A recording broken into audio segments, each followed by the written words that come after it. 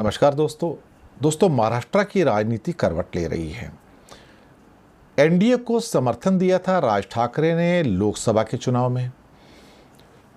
अब कहीं ना कहीं ऐसा लग रहा है कि राज ठाकरे एक महत्वपूर्ण निर्णय लेने जा रहे हैं। निर्णय यह है कि यहां पर विधानसभा की बहुत सारी सीटों पर वो चुनाव लड़ने जा रहे हैं। लोकसभा में तो एनडीए को समर्थन दे दिया था, पर कोई सीट लड़ी नहीं थी, इस वादे के साथ कि विधानसभा में उन्हें बहुत सारी सीटों पर लड़ने के लिए समझौते के अंतर्गत सीटें मिल जाएंगी। 25 जुलाई को महत्वपूर्ण बैठक बुलाई है जिसमें राज ठाकरे अपनी रणनीति तय करेंगे और करीब 200 से अधिक सीटों पर फीडबैक ले लिया है। कार्यकर्ताओं को महाराष्ट्र के कोने कोने में जाने के लिए कहा है, ग्रामीण और शहरी इलाकों में।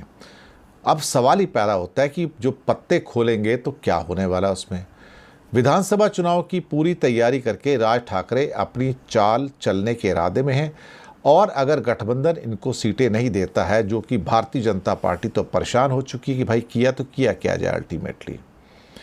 अब अजीत पवार को भी 100 सीटें चाहिए, शिंदे को 100 सीटें चाहिए, 288 सीटें टोटल हैं और वो यहाँ पे करीब 50-100 सीटें राज ठाकरे ने मांग ली, तो भाई भारतीय जनता पार्टी के तो हाथ ही जल जाएंगे। ये सारी दिक्कत पैदा हो गई है कि अल्टीमेटली क्या किया जाए। और अगर एनडीए इनको सीटें नहीं देती है तो फिर राज ठाकरे अपने पार्टी के चिन्ह पर चुनाव लड़ेंगे और वो भी बहुत सारी सीटों पर। ये कम से कम महाराष्ट्र विकास आघाड़ी के लिए एक अच्छी खबर है कि राज ठाकरे बीजेपी के वोट काटेंगे। 101% हिंदुत्व वोटर कटने वाले हैं और उन्हीं के साथ ही हैं, और एक तरह से उनके वोट काटेंगे तो एमवीए को और ज़्यादा फ़ायदा होगा।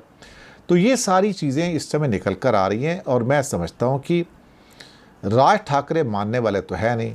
4-5 सीटों से 7 सीटों से ऊपर तो बीजेपी उनको देने वाली है नहीं, और ये कम से कम नहीं तो 25-50 से नीचे नहीं मानेंगे। देखते हैं। तो एक और मसाला जायकेदार आ गया है महाराष्ट्र की राजनीति में। राज ठाकरे ने अभी पत्ते खोले नहीं है। अब 25 जुलाई की मीटिंग होगी, देखते हैं क्या करते हैं।